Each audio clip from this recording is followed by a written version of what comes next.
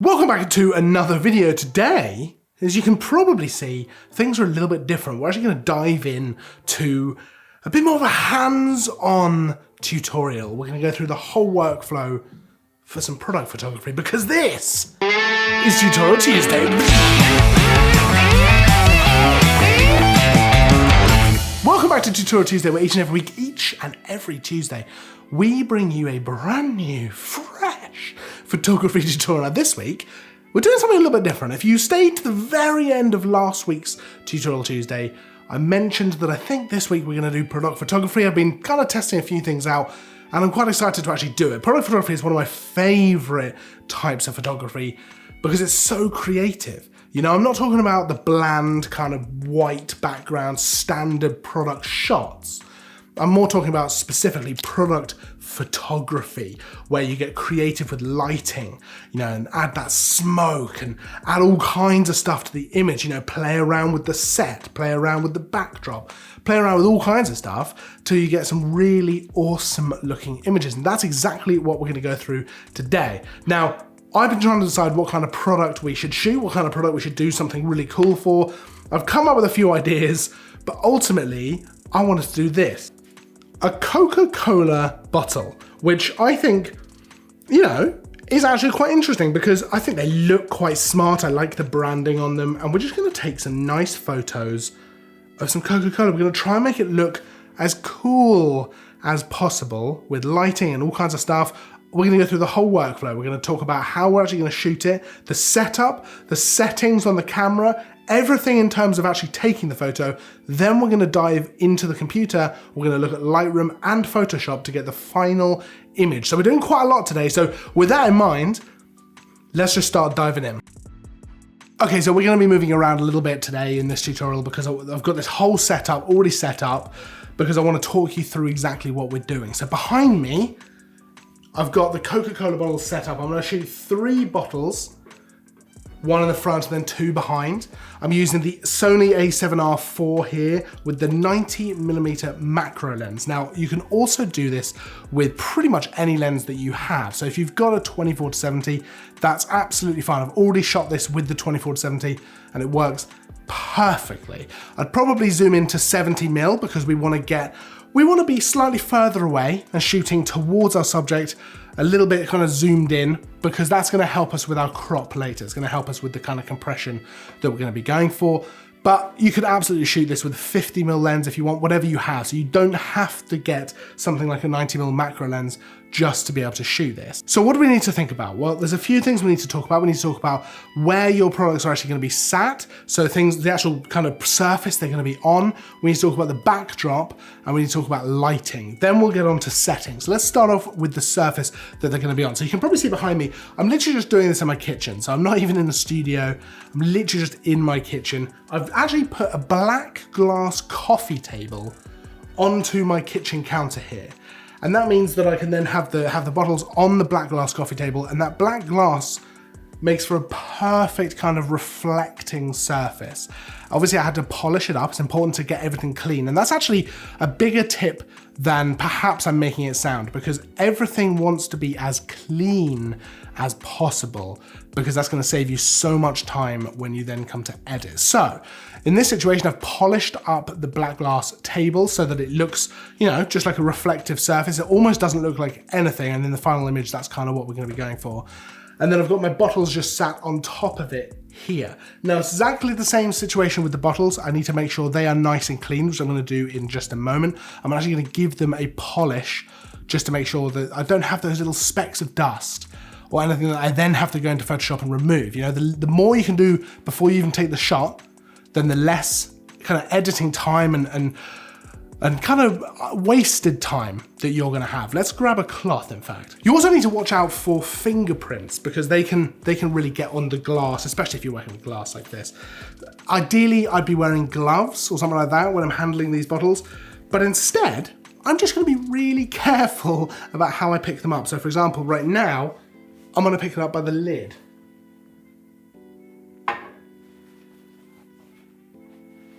Now I'm using kitchen towel instead of an actual cloth because I found that the cloth sometimes leaves slightly streaky marks on the glass, which is not what I want. So I've actually gone over the bottles once with a cloth, and now I'm going over them with the kitchen towel. But this is going to save me so much more time later in editing. Now let's talk a little bit about the backdrop. We've talked about the actual surface they're sitting on. We've talked a little bit about cleaning them up. Let's talk about the backdrop itself. Now, I'm literally just using some black card that I bought from like an arts and crafts place. So you definitely don't have to go all out and buy some crazy expensive backdrop or have even like a stand. Like I do have a stand which I could hang something black from behind, but you don't even have to do that. I've got a piece of black card leaning against the coffee table. Is it the ultimate professional setup? Depends. You know, there's definitely merits for having this stand and having a black thing hanging down behind, but to be honest, if you can achieve the look that you want to go for, and that's ultimately what we're doing here, then it doesn't matter how you get there. A lot of this kind of professional photography, like this kind of stuff, as well as professional filmmaking and all that kind of stuff, is actually just about problem solving. It's about creating the look that you've got in your mind, but actually in the camera. And whatever way that you accurately manage to do that, if you are successful in doing that, then you haven't done it wrong, no matter how you actually go about it. So I've got this black piece of card. I'm probably gonna slightly rearrange it just because I don't think it looks perfect how it is, but I'm just gonna lean it against the coffee table. I think that's gonna be absolutely fine. Let's talk a little bit about lighting now.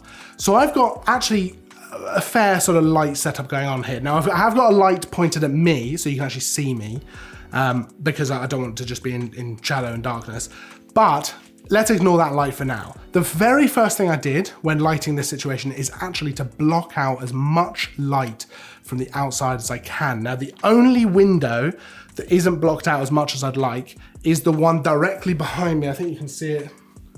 No, this way, this window here. I would have preferred to have blocked that out, but it's right over my sink and it's really difficult to actually hang something there to block it out. Now, in an ideal world, if this was for an actual client, I would just take the time to do it. I would set something up so that I could completely block that out. But otherwise, I've got windows over here and kind of behind the camera over here, which I've blocked out completely just using blankets. I've literally just hung blankets over the windows to block out as much light as possible. Now, the reason for that is I want to be fully in control of all the light in the scene. As much as is reasonably possible, I want to be the one creating the light, and I want to manipulate it in exactly the way that I want. So with that said, I've gone for a 2-light setup, and then I've got some red lights behind me, which we're going to talk about in a second. So let's first of all talk about the 2-light setup. Now I'm using continuous light as opposed to flash. Personally, I just prefer using continuous light. I think it's because I come from a video background as opposed to video first and then photography. So that's why I prefer continuous light. Plus, I like being able to see exactly what I'm doing as I'm going. Now, there's loads of options for this. I've actually got a pretty cheap 2-light setup going on here. You can adjust the color temperature, which is handy, and of course the brightness so they're dimmable as well, which is very, very handy. But you could go for something like Rotalight, you could go for something like Westcott or anything like that, anything to have kind of a 2-light setup in this situation. Of course, there's merits for having a third backlight to separate your subject, in this case the Coke bottles, from the background, but we're not going to get into that today because I'm going to show you what we're doing with some colored lights as well. Now, in terms of how I've set up the 2 lights, I've got my main light just here. This is my main light. That is the brightest light, and if I actually take a quick photo to show you exactly what this looks like. So that photo was taken with just that one light on. You can see it's actually lighting the Coke bottles pretty nicely. I've got it off to one side and then pointing down. So I've really tried to get it above and pointed down. You can probably see actually just how close it is to the Coke bottles.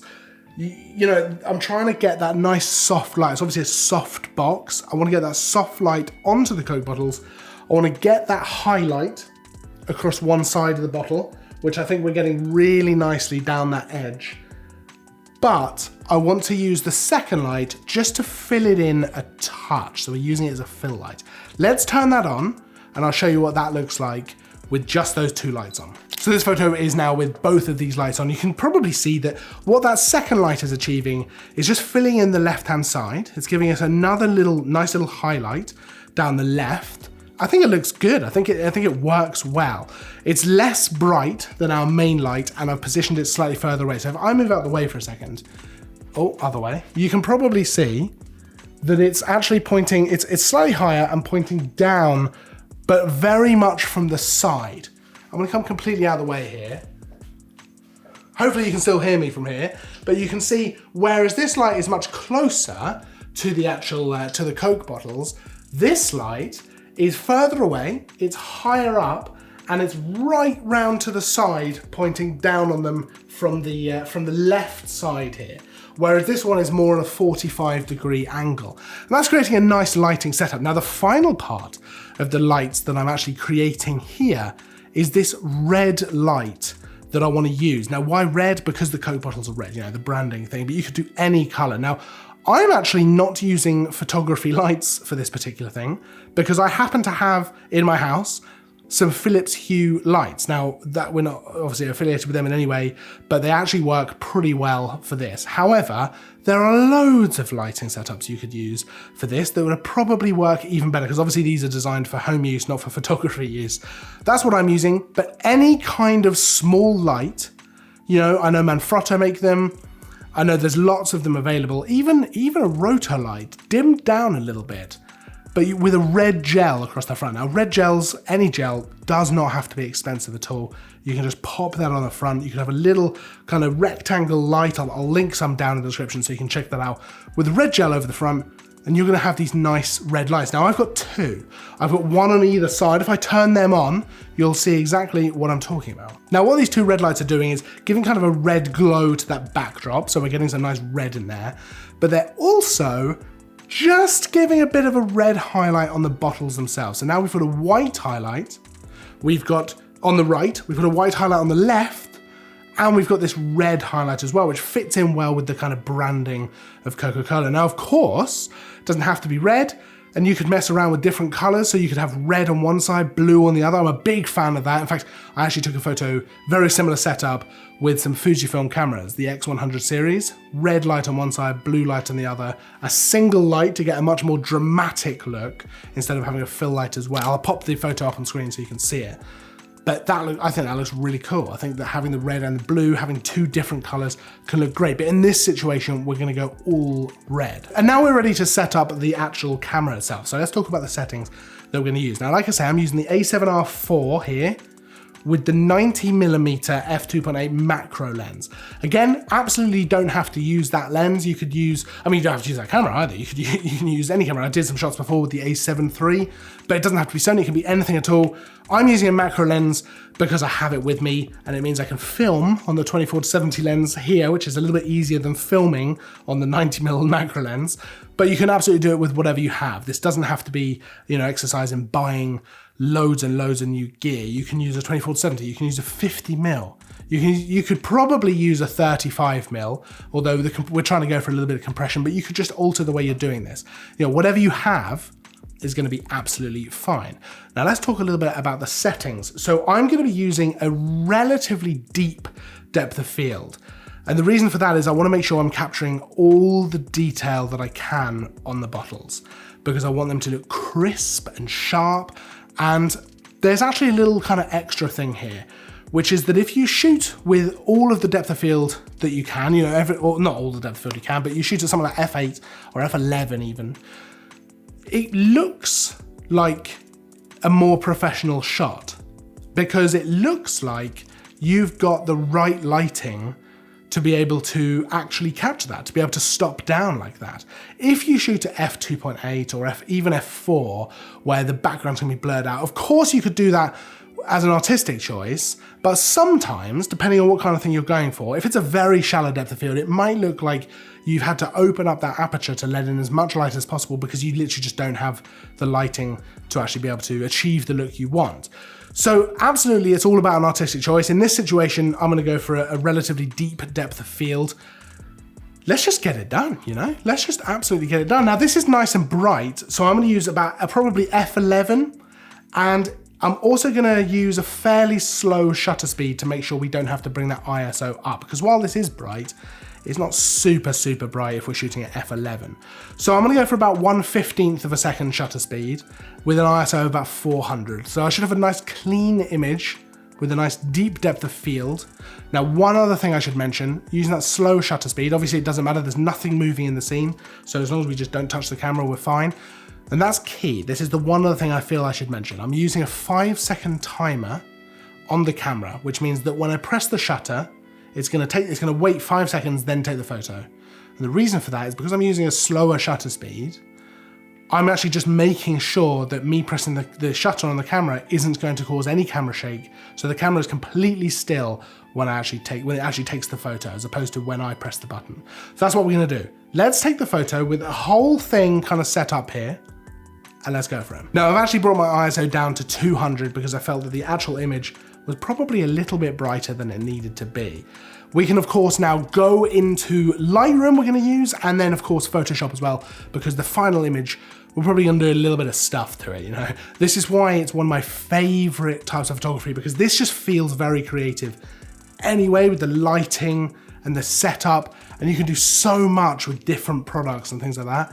And then it feels so creative in the edit as well, because you're not trying necessarily to have a fully real image. You're trying to have the best possible looking final image, and maybe you're adding things to it. Now, speaking of adding things to it, we could of course gone a lot further with this. We could have added something that I want to have in the final image is some smoke. Now, we could have added smoke here. There's a few different ways we can do that. One of them, which I don't recommend, as it turns out, which I tried, literally just setting fire to kitchen roll, waving it around. Turns out kitchen roll burns really fast, so absolutely don't recommend that. I did get smoke from it. That was the only plus. But otherwise, let's not do that. Let's add it, in this particular case, let's add it in post. Obviously, there's times where you might want to add it in post, and there's times where you want to get it in camera. In this situation, I want to add it in post because I don't want to set off my smoke alarm and I don't want to do things like that. But there's absolutely merits for getting things right in camera as much as possible. And like I say, all the little things we've done, like cleaning up the bottles, cleaning up the surfaces, all that stuff, that's going to help us a lot in the final edit, because we're not going to have to clean up any little dust particles actually in Photoshop, which can be just a massive, not just a waste of time, but just a pain, you know, real pain. So let's dive out of here and onto the computer. Thought I'd crack one open since we don't need them for shooting anymore. Let's dive in to the computer. So I've actually just imported the photos into Lightroom, so I've got them all here. I've actually chosen this image as the one that I want to edit. We're gonna start off in Lightroom, and then we're gonna move over to Photoshop as well, just to kind of add the finishing touches. So let's just immediately get started. First things first, I wanna brighten it up a little bit here. Not too much, but a little bit. We're gonna bump the contrast up. Apologies if we end up going too fast as well.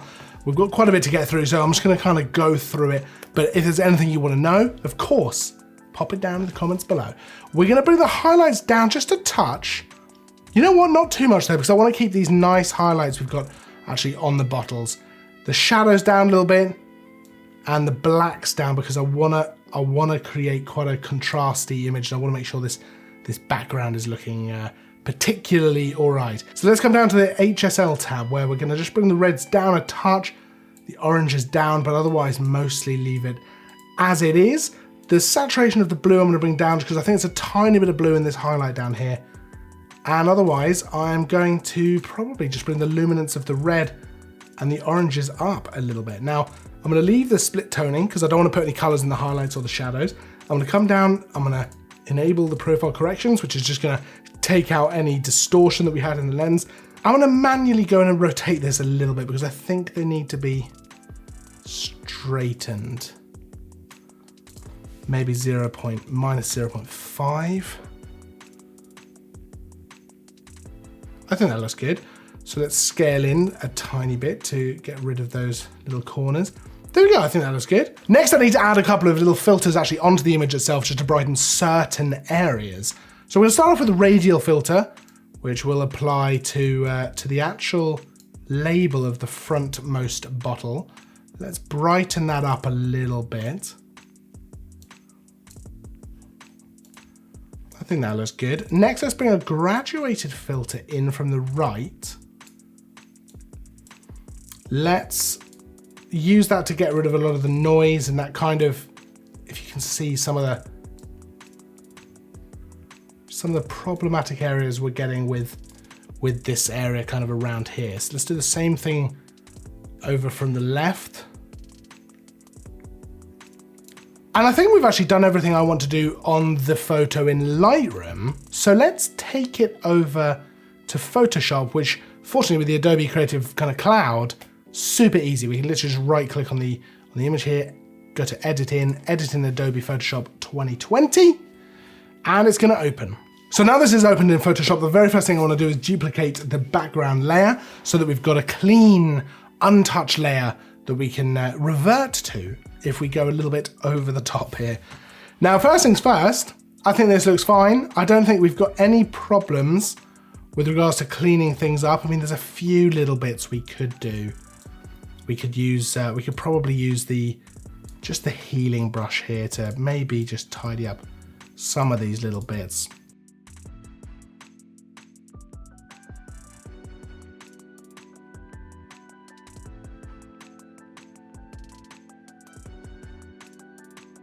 I think we're ready to start adding some cool stuff. Let's start off adding some smoke. Now you can do something like this by looking for any kind of PNG or smoke on a black background. I'm gonna show you exactly how this works. We're gonna go ahead and use one. I've found some smoke on a black background. You can either take the photo yourself, and we'll probably do a video all about smoke photography, or of course, you can use stock websites just to get some smoke. On a black background, super easy. I found loads online, so it's super easy to find them. Once you have, and you can just drag them into your photo there, exactly like that. Drag it down to the bottom so it looks like the smoke is kind of rising. And what we're gonna do with this particular smoke, I'm going to set it to screen blend mode.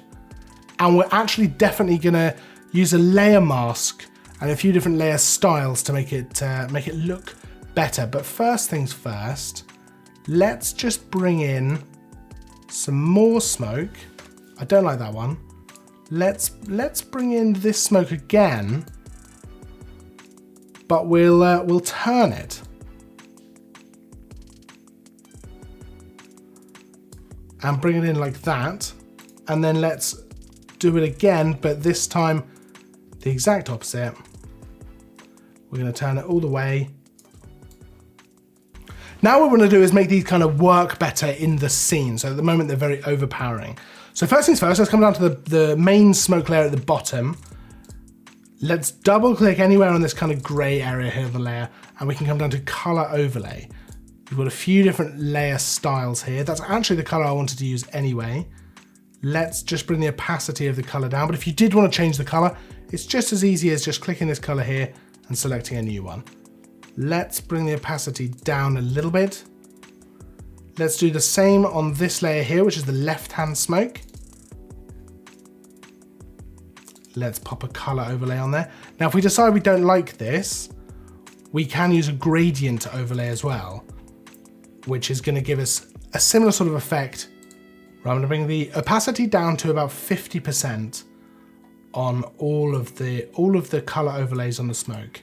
I'm going to reduce the opacity of the smoke down to about 75%. Let's do the same on all of these, 75 and 75.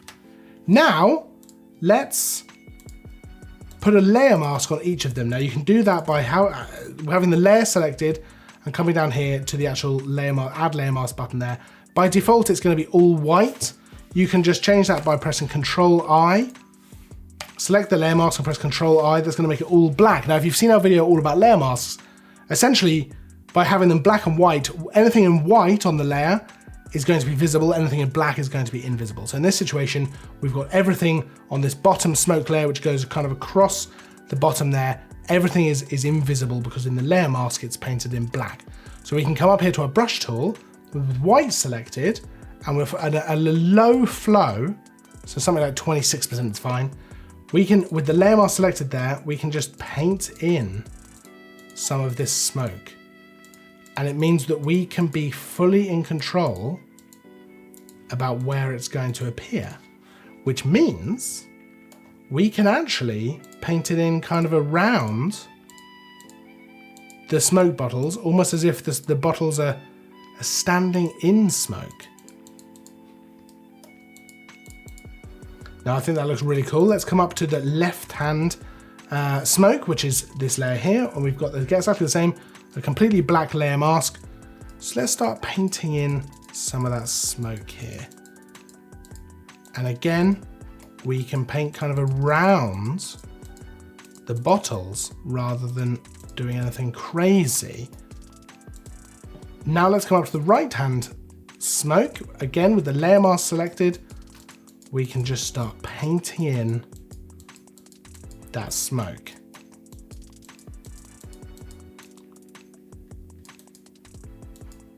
You can kind of paint around the bottles. You can add a bit of smoke in there. Whatever you think looks good, to be honest. If you go too far, you can press Ctrl Z, but you can also just switch back to painting with a black, and you'd be able to remove the smoke as well. So it's a really nice non-destructive way to work. I quite like that as a final kind of look to things. If we just look what it was like before and after, yeah, I don't think that's too bad at all. I think with product photography, it's important to remember that there's almost no limit to the creativity. You know, things with backdrop, the actual setup, the in-camera kind of setup, so the lighting and all that kind of stuff. And then when you get it into post, there's so much you can do. You can go crazy with the edit because you're not trying to stay true to a landscape or a portrait or anything like that. You can really have a certain vision and then just make that happen. It's a really fun process. I think that's why it's becoming one of my favorite types of photography. I just really, really like it. So any questions about anything you've seen in the video, of course, pop it down in the comments below because we've gone through quite a lot in this video. If you like the video, make sure to give it a thumbs up. That always really helps me out. If you're new here, make sure to subscribe because we've got new stuff every week. We've got loads of stuff, tutorials, reviews, loads of things to check out. I will, of course, see you in the next video. And as always, thanks for watching.